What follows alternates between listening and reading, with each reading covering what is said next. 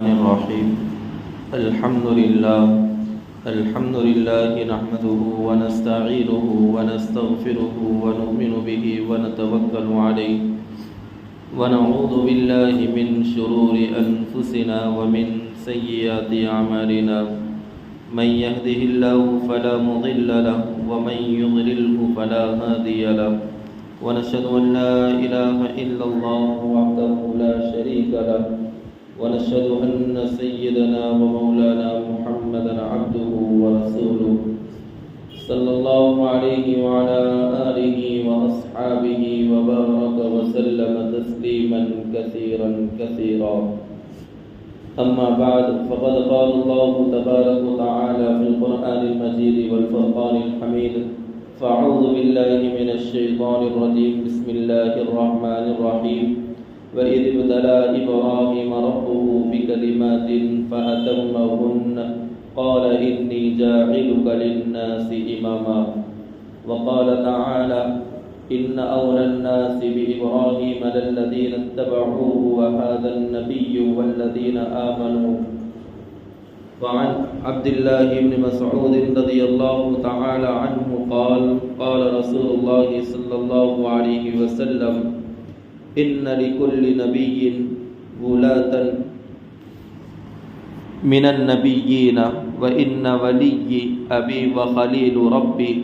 ثم قرأ: إن أولى الناس بإبراهيم. صدق الله العظيم وصدق رسوله النبي الكريم، ونحن على ذلك من الشاهدين والشاكرين، والحمد لله رب العالمين. محترم دینی بھائیوں اور بزرگ اور دوستوں، عید الاضحیٰ کے ایام چل رہے ہیں اور یہ آج کا عید الاضحیٰ کا دوسرا دن ہے اور جمعۃ المبارک کا بھی دن ہے۔ اللہ کا بے انتہا فضل و کرم ہے کہ اللہ نے ہمیں موقع یہ چاہا ہے کہ میرے بندے مجھ سے قریب ہو جائے اور میری عبادت کرنے والے بن جائے۔ اسی طریقے سے ہم نے جو قربانی ادا کی ہے، کچھ لوگوں نے قربانی ادا کر لی ہے، کچھ لوگوں نے آج کی ہے اور کچھ لوگ کل بھی کریں گے۔ بہرحال یہ عید کے 3 دن ہیں قربانی کے، اور یہ حضرت ابراہیم علیہ السلام کی یادگار ہے۔ حضرت ابراہیم علیہ السلام کی یادگار کے طور پر ہم مناتے ہیں کہ اللہ نے یہ حضرت ابراہیم علیہ السلام کو حکم دیا تھا کہ اپنے بیٹے کو ذبح کرو، تو اللہ نے اس کے بدلے میں ذبح کیا، کروایا، اور حضرت ابراہیم علیہ السلام اپنے امتحان میں کامیاب ہوئے۔ تو اس کامیابی کی بدولت اللہ نے اس کو ایک یادگار دن بنا دیا اور رہتی دنیا تک، قیامت تک کے آنے والے مسلمانوں کو یہ حکم دیا کہ تم بھی اپنی قیمتی چیز قربان کر دو۔ بہرحال حضرت ابراہیم علیہ السلام پر بہت ساری آزمائشیں آئی ہیں، ان میں سے 4 آزمائشیں مشہور ہیں جو عوام میں رائج ہے اور مشہور معروف ہیں۔ ان میں ایک تو یہ ہے توحید کی دعوت دینا، بت پرستی سے روکنا۔ یہ سب سے بڑا امتحان ہے کہ کسی قوم میں بت پرستی سے روکا جائے، کسی قوم کو بت پرستی سے روکا جائے اور ان کو ایک اللہ کی طرف راغب کیا جائے۔ آج ہمارا حال یہ ہے کہ ایمان والوں کو ایمان کی طرف دعوت دینے کی ضرورت پیش آ رہی ہے، بلکہ اس زمانے میں انبیاء نے جو محنتیں کی ہیں، غیروں کو ایمان میں داخل کروایا اور وہ ایسے مضبوط ایمان والے بنے کہ رہتی دنیا تک ان کا نام قائم ہے، باقی ہے، جیسے کہ صحابہ اکرام رضوان اللہ تعالی علیہم اجمعین کا۔ یہ آپ صلی اللہ علیہ وسلم پر اپنی جان نچھاور کرنے والے تھے۔ آج اللہ نے ہمیں بن مانگے بن کہے کہ اللہ نے ہمیں ایک مسلمان گھرانے میں پیدا کیا، لیکن پھر بھی آج ہمیں ضرورت اس بات کی ہے کہ ہم سچے پکے اللہ کی عبادت کرنے والے بنے۔ بہرحال اللہ تبارک و تعالیٰ نے ابراہیم علیہ السلام سے 4 مشہور امتحانات دیے ہیں، اور امتحان ایسا نہیں ہے جیسے ہم سوالیہ پرچہ حل کرتے ہیں، بلکہ یہ اللہ کی جانب سے آزمائش ہے، اور اللہ یہ دیکھنا چاہتے ہیں کہ میرا بندہ اس آزمائش میں کتنا نکھرتا ہے اور کس حد تک کامیاب ہوتا ہے، یہ اللہ کا منشا ہوتا ہے۔ حالانکہ اللہ کو معلوم بھی ہوتا ہے، معلوم ہی رہتا ہے کہ میرا بندہ کامیاب ہونے والا ہے، لیکن اللہ اس کو لوگوں کے سامنے بتلانے کے لیے یہ کام کرواتے ہیں۔ بہرحال حضرت ابراہیم علیہ السلام پر پہلا امتحان تو یہ ہوا کہ اپنی قوم کو بت پرستی سے روکا جائے۔ یہ بڑا کٹھن امتحان ہوتا ہے کہ لوگوں کے سامنے بت پرستی سے لوگوں کو روکا جائے اور ان کے سامنے توحید کی، اللہ کی گواہی دیا جائے اور اللہ کی عبادت کی طرف راغب کیا جائے۔ یہ سب سے بڑا مشکل کام ہوتا ہے، اور حضرت ابراہیم علیہ السلام کے لیے یہ کام اور زیادہ آزمائش والا تھا۔ کیونکہ جس گھرانے میں حضرت ابراہیم علیہ السلام پیدا ہوئے وہ گھرانہ مشرک کا گھرانہ تھا، بت پرستی کا گھرانہ تھا، بلکہ بت تراشی کا گھرانہ تھا۔ کیوں کہ حضرت ابراہیم علیہ السلام کے جو والد صاحب تھے، آزر جن کا نام تھا، آزر یہ خود بت بناتا تھا، بت کو تراشتا تھا اور اس کی عبادت کیا کرتا تھا، اور انہی کے لڑکے حضرت ابراہیم علیہ السلام تھے۔ اب سب سے بڑا مرحلہ تو یہ والد صاحب کو دعوت دے کہ بھائی بت تراشی سے وہ اپنے آپ کو روکے اور اللہ کی عبادت کریں۔ یہ سب سے بڑا مشکل تھا۔ چنانچہ حضرت ابراہیم علیہ السلام نے اپنے والد صاحب سے بڑی حکمت کے انداز میں نصیحت کی کہ اے ابا جان، آپ ایسے بت تراشتے ہیں، آپ بت بھی تراشتے ہیں، وہ بتوں کو بیچتے بھی ہیں اور لوگ ان کی پرستش بھی کرتے ہیں، یہ ایسے کیسے خدا ہیں جو میرے سمجھ سے باہر ہے، جو آپ کے ہاتھوں سے بنائے ہوتے ہیں، آپ بھی ان کے سامنے سجدہ ریز ہو رہے ہیں اور آپ بھی ان کی پوجا پاٹ کر رہے ہیں اور لوگ بھی ان کی پوجا کر رہے ہیں، یہ بت تو صرف آپ کے ہاتھ سے بنائے ہوئے۔ یہاں سے ہمارے مسلمانوں کے درمیان بھی جو بت پرستی کا رواج دن پر دن بڑھتا جا رہا ہے۔ آپ کہیں گے کہ ہمارے مسلمانوں کے اندر بت پرستی کا رواج کہاں سے آیا؟ بتلاتا ہوں۔ اس طریقے سے کہ ہم میں سے بہت سارے مسلم بھائی ایسے ہیں جو قبروں پر جاتے ہیں، درگاہوں پر جاتے ہیں اور ان سے منتیں مرادیں مانگتے ہیں۔ آپ اپنے دل سے پوچھئے، انسان کا سب سے بڑا دل اس کا مفتی ہوتا ہے، مفتی اس کا سب سے بڑا دل، استفتی قلب، کہ اپنے دل سے خود پوچھ لے کہ یہ بات صحیح ہے یا غلط ہے۔ آپ بتائیے، غور کیجئے کہ ایک بت کے سامنے یا ایک قبر کے سامنے جو بے جان ہے، زمین کے اندر مدفون ہے، چاہے وہ کتنی بڑی ہستی ہو، چاہے کتنی بڑی اللہ والی شخصیت ہو، بہرحال ابھی تو وہ قبر میں لیٹے ہوئے ہیں، آرام کر رہے ہیں، یا ان کی روح اللہ کے دربار میں پہنچ چکی ہے۔ اب بتائیے، کیا وہ درگاہ والا آدمی، کیا وہ مدفون شخص، بتائیے چاہے کتنا بھی بڑا اللہ والا کیوں نہ ہو، کیا وہ آپ کی مدد کر سکتا ہے؟ بالکل نہیں کر سکتا ہے۔ اور ہمارے مسلم بھائی وہاں سجدہ کرتے ہیں، سو جاتے ہیں، لیٹ جاتے ہیں، اور اس عقیدے کے ساتھ واپس آتے ہیں کہ جب تک ہماری مرادیں پوری نہ ہوں ہم یہیں رہیں گے۔ بہرحال سوچنے سمجھنے کی بات ہے۔ حضرت ابراہیم علیہ السلام نے اپنے والد صاحب سے کہا کہ آپ ایسے بت بناتے ہیں، تراشتے ہیں اور لوگ اس کو پوچھتے بھی ہیں اور آپ اس کی عقیدت بھی اپنے دل کے اندر رکھتے ہیں۔ اب حضرت ابراہیم علیہ السلام کے والد صاحب حضرت ابراہیم علیہ السلام پر بھڑک گئے، غصہ ہو گئے، کہا کہ آج کے بعد سے اس کا تذکرہ میرے سامنے مت کرنا۔ تو چنانچہ آدم نے اپنے بیٹے حضرت ابراہیم علیہ السلام کو اپنے گھر سے نکال دیا کہ میرے گھر میں اب تیری جگہ نہیں ہے. ہوتا ہے ایسا اکثر جگہ پر ہے جہاں اولاد نافرمان ہوتی ہے تو ماں باپ کہتے ہیں کہ تیرا اس گھر میں کوئی ٹھکانہ نہیں ہے تو اپنی پناہ دیکھ لے. بہرحال حضرت ابراہیم علیہ السلام باہر چلے گئے. اب لوگوں کے سامنے انہوں نے نصیحتیں کی کہ بھئی آپ ایسے دین کو پوچھتے ہیں، ایسے بت کو پوچھتے ہیں جن کے اندر نہ کھانے پینے کی سکت ہے، نہ طاقت ہے، نہ قوت ہے، نہ وہ خود کچھ کر سکتی ہے اور نہ تمہاری مدد کر سکتی ہے. تم ان لوگوں کے سامنے کیسے اپنی عبادت کرتے ہو؟ لوگوں کے سمجھ میں تو بات آئی، لیکن لوگوں نے ایک اندھادھند جواب دیا کہ ہم نے اپنے باپ داداؤں کو دیکھا ہے اس پر پرستش کرتے ہوئے، تو چنانچہ ہم بھی ان کی پرستش کر رہے ہیں. آج کے ہمارے زمانے میں بھی اس بات کو لے کر آ سکتے ہیں کہ آج ہمارے گھروں کے اندر بیہودہ رسمیں موجود ہیں، ہم بیہودہ رسموں کے اندر ملوث ہو گئے ہیں.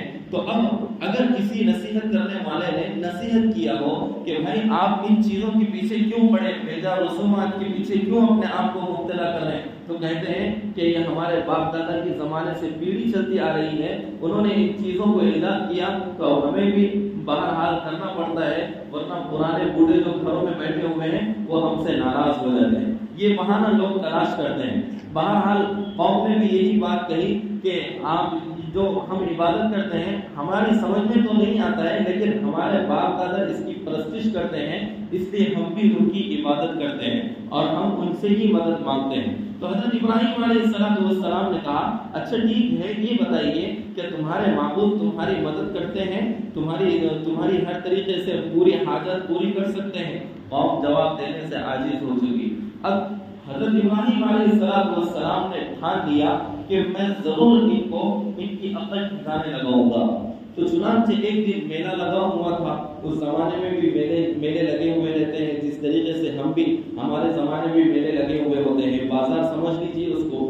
اب بہرحال قوم اس دن میلے میں چلی گئی اور دن بھر کے لیے پوری قوم چلی گئی سوائے حضرت ابراہیم علیہ السلام کے.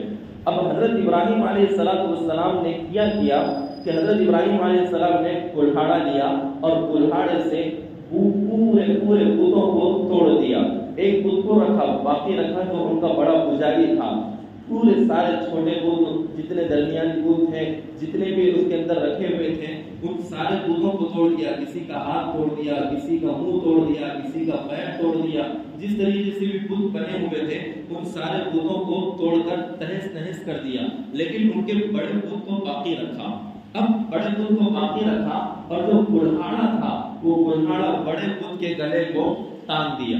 اب ٹانگنے کے بعد اب میلے سے لوگ آئے اور چلے گئے حضرت ابراہیم علیہ السلام. اب لوگ میلے سے آئے اور میلے سے آنے کے بعد سب سے پہلے اپنی عبادت گاہ میں گئے. جس طریقے سے ہمارے حضرات تبلیغی حضرات جماعت میں سے آنے کے بعد فوراً گھر کی طرف نہیں جاتے، کہتے ہیں کہ اللہ کا شکر ادا کرنے کے لیے 2 رکعت کہاں جانا پڑے گا؟ مسجد میں جانا پڑے گا. بہرحال وہ لوگ اپنی عبادت گاہوں میں آئے اور دیکھا کہ سارے بت ٹوٹے ہوئے ہیں اور ایک ہمارا بڑا بت اس کے گلے کے اندر کلہاڑا باندھا ہوا ہے. تو سوچنے پر مجبور ہوئے کہ آخر یہ کام کر کون سکتا ہے. تو دیکھا کہ ہمارے اس دور میں ہمارے گاؤں میں بستی میں صرف حضرت ابراہیم علیہ السلام یہاں رکے ہوئے تھے، باقی سب لوگ میلے میں گئے ہوئے تھے. تو چنانچہ انہوں نے حضرت ابراہیم علیہ السلام کو بلایا اور بلا کر کہا کہ آپ نے ہمارے بتوں کے ساتھ غلط چیزیں کی، آپ نے سب بتوں کو توڑ دیا اور ایک بت کو باقی رکھا. کہا کہ میں نے تمہارے بتوں کو نہیں کیا، جس کے گلے میں کلہاڑا باندھا ہوا ہے نا، آپ اسی سے پوچھو کہ یہ کام کس نے کیا. حضرت ابراہیم علیہ السلام ان کو توحید سمجھا رہے تھے کہ اگر تمہارا بڑا بت بولنے کی صلاحیت رکھ سکتا ہے، تمہارا بڑا بت تمہاری مدد کرنے کی صلاحیت رکھ سکتا ہے، تو وہ تمہارا بڑا بت بولے گا. تو کہا کہ وہ بولتا نہیں ہے. تو کہا کہ تم ایسے کیسے خدا کی عبادت کرتے ہو جو بولتا بھی نہیں ہے، جو نہ سنتا ہے نہ دیکھ سکتا ہے، تو تم اس کی عبادت کرتے ہو. اسی لیے تو ابراہیم علیہ السلام کہا کہ اس لیے تو میں کہا کرتا ہوں کہ تم ایک اللہ کی عبادت کرو جو تمہاری ہر چیزوں کو سننے والا ہے. بہرحال یہ بڑے امتحان میں حضرت ابراہیم علیہ السلام ملوث ہوئے. اب لوگوں نے پوری قوم حضرت ابراہیم علیہ السلام کی جانب دشمن بن گئی. کہا کہ کس طریقے سے حضرت ابراہیم علیہ السلام کو سزا دی جائے. تو چنانچہ کمیٹیاں بلائی اور حکومت کے سامنے درخواستیں دی کہ ہمیں ایک آدمی سے بہت شکایت ہے, آپ ہماری شکایت کو دور کر دیں. تو چنانچہ اس وقت کا اس زمانے میں وہ ان کا جو بادشاہ تھا وہ نمرود بادشاہ تھا. ہم سب جانتے ہیں, نام سنے ہوئے ہیں. تو اس نے حضرت ابراہیم علیہ السلام کو اپنی عدالت میں بلایا اور حضرت ابراہیم علیہ السلام کو سزا سنا دی گئی کہ تمہیں آگ میں ڈالا جائے گا. تمہیں کہاں ڈالا جائے گا؟ ایک تو پہلی سزا بت پرست قوم کے سامنے توحید کی دعوت, پھر قوم سے نپٹانا, یہ دوسری سزا, دوسری آزمائش. اب یہ تیسری آزمائش جو ہے وہ یہ کہ حضرت ابراہیم علیہ السلام کے لیے آگ تیار کر دی گئی. ایسی ویسی آگ نہیں تھی, بلکہ اس کے لیے کئی دنوں سے پلاننگ کی گئی, ایندھن جمع کیا گیا, لکڑی جمع کی گئی اور بڑی آگ تیار کر دی گئی. اور اس کے اوپر سے ایک پرندے کا بھی گزرنا مشکل ہو گیا تھا. چنانچہ اب حضرت ابراہیم علیہ السلام کو اس آگ میں ڈالیں گے کیسے؟ تو انہوں نے ایک مشین تیار کی کہ جس کے ذریعے سے حضرت ابراہیم علیہ السلام کو آگ میں ڈالا جائے. لیکن جب یہ ساری پلاننگ ہو گئی تو آسمان میں حضرت جبرائیل علیہ السلام نے اللہ کے سامنے یہ درخواست پیش کیے کہ آپ مجھے اجازت دے دیں کہ میں ایک پر مار دوں اور اس پوری آگ کو بجھا دوں. اللہ نے کہا کہ میری طرف سے اجازت تو نہیں ہے, اگر آپ کو جانا ہے تو حضرت ابراہیم علیہ السلام کے پاس جائیے, اور اگر وہ آپ کی ہیلپ لینا چاہے, مدد لینا چاہے تو آپ ان کی مدد کر سکتے ہیں. تو چنانچہ حضرت ابراہیم علیہ السلام حضرت ابراہیم علیہ السلام کے پاس آئے اور کہا کہ آپ حکم دے دیں کہ ایک پر ماروں گا اور یہ پوری آگ ختم ہو جائے گی. تو حضرت ابراہیم علیہ السلام نے کہا کیا آپ کو اللہ نے بھیجا ہے؟ کہا مجھے اللہ نے نہیں بھیجا, میں اپنی طرف سے آیا ہوں. کہا کہ مجھے آپ کی ضرورت نہیں, مجھے تو صرف اور صرف اللہ کی ضرورت ہے. وہی میری مدد کر سکتا ہے اور وہی مجھے بچا سکتا ہے, کیونکہ میں اسی کی دعوت کو, اسی کی توحید کو لے کر اس دنیا میں آیا ہوں. یہ ان کا ایمان اور عقیدہ تھا. بہرحال آگ میں پھینکنے کی پلاننگ تیاری کر دی گئی. جو چنانچہ حضرت ابراہیم علیہ السلام کو آگ میں ڈالا گیا. آگ میں ڈالنے سے پہلے اللہ نے حکم دیا آگ کو, قلنا یا نار کونی بردا وسلاما علی ابراہیم, کہ اے آگ میرے ابراہیم خلیل اللہ کو جو میرا دوست ہے اس پر ٹھنڈی ہو جا. صرف ٹھنڈی مت ہونا, سلامتی کے ساتھ بھی ٹھنڈی ہونا. قرآن کے اس نقطے پہ مفسرین نے عجیب قول ذکر کیا ہے.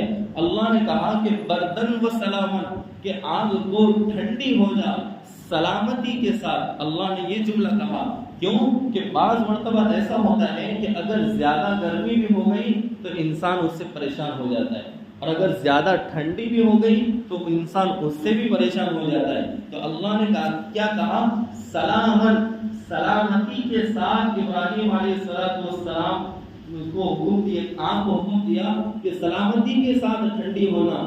یہ ایسا بھی نہیں ہونا کہ حضرت ابراہیم کو گرم زیادہ لگنے لگے, اور ایسا بھی نہ ہونا کہ حضرت ابراہیم علیہ السلام کو آگ میں ٹھنڈی زیادہ محسوس ہو, بلکہ سلامتی کے ساتھ میرے خلیل کو کوئی تکلیف نہیں ہونا چاہیے.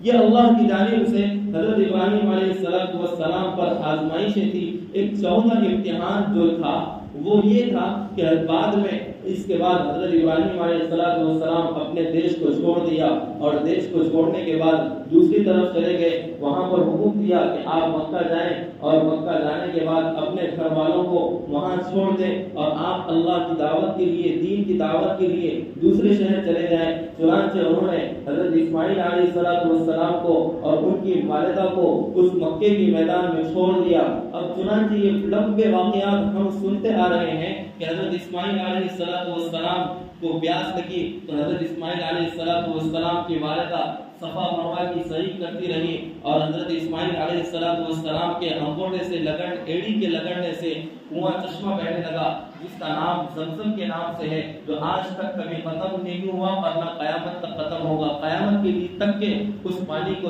جاری کر دیا۔ تمام حاجی لوگ اس سے استفادہ کرتے ہیں اور لے کر بھی آتے ہیں، لیکن آج تک وہ کنویں کا پانی ختم نہیں ہوا۔ لوگوں نے تحقیقات کی، اس کے باوجود بھی اس کا حل نکل نہیں سکا۔ بہرحال حضرت اسماعیل علیہ السلام یہاں پر بھی کامیاب ہوئے۔ پھر حضرت ابراہیم علیہ السلام کو آگے دوسری طرف جو قربانی کی طرف لے کر گیا کہ آپ کے لیے پھر 5واں امتحان یہ ہوا کہ آپ اپنے بیٹے کو ذبح کر دیں اور اللہ کی راہ میں قربان کر دیں۔ اس کی بدولت اللہ نے انہیں وہ بھی امتحان میں کامیاب کر لیا جو قربانی، جسے قربانی کا نام پہ دیتے ہیں، اور رہتی دنیا تک قیامت تک کے مسلمان اس کو انجام دے رہے ہیں اور انشاءاللہ قیامت تک کی صبح تک دیتے رہیں گے۔ بہرحال جو لوگ اشکالات کرتے ہیں قربانی نہیں ہونا چاہیے، حالات سازگار نہیں ہیں، فقیروں کو مساکین کو اپنی رقم دینا چاہیے، یہ غلط بات ہے۔ یہ اسلامی شعائر میں سے ہے۔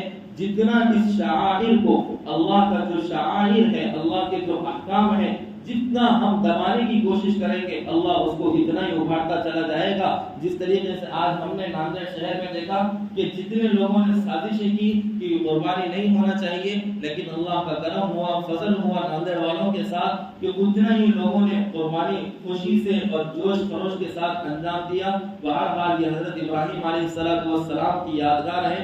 دعا کریں کہ اللہ تبارک و تعالی بھی ہمیں اپنی سچی پکی عبادت کی توفیق مرحمت فرمائے اور ہمیں بھی ہر امتحان میں کامیاب ہونے کی توفیق مرحمت فرمائے۔ وآخر دعوانا الحمدللہ رب العالمین۔ جو حضرات سنت ادا نہیں کیے وہ سنت ادا کر لیں۔